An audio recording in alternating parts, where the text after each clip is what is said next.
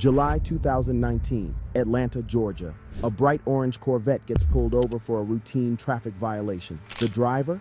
Dominique Jones, better known as Lil Baby, one of the hottest rappers in the world. In the car, officers find a loaded firearm. Baby gets arrested, charged with possession. The irony is thick enough to cut with a knife. Just 3 years earlier, this same man was serving 2 years in prison. 2 years before that, he was making more money in the streets than most people make in a year at their 9 to 5.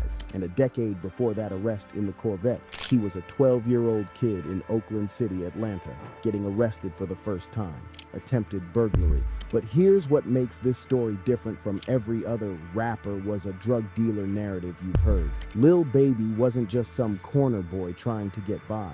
He was running an operation so successful that he was serving the same rappers who would later become his collaborators. He was living like a star before he ever touched a microphone. He had 2 condos at 17 years old. He was making 6 figures while most teenagers were worried about prom.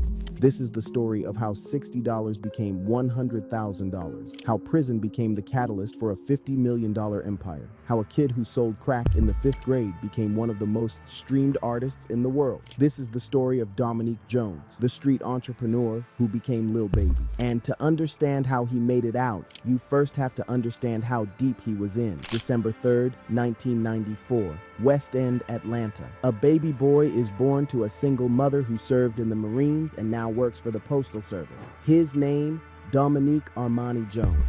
His father will leave when he's 2 years old.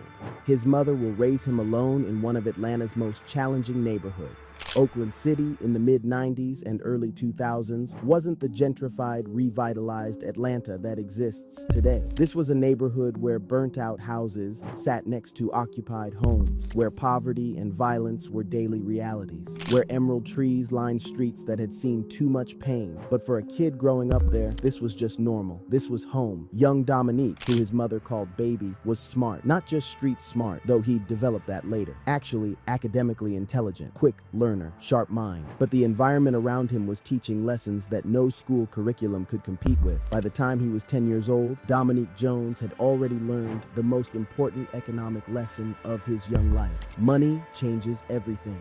He saw it every day.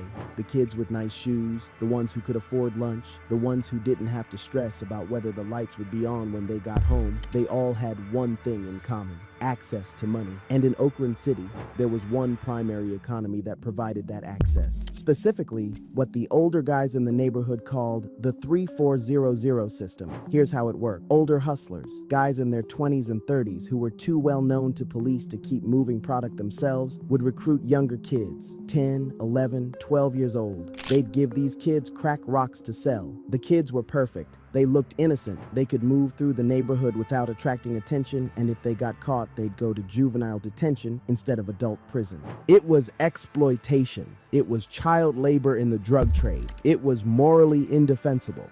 And for a 10-year-old kid who watched his mother work 2 jobs and still struggle to make ends meet, it was an opportunity. In his own words, from interviews years later, "I sold my first crack rock when I was in the 5th grade.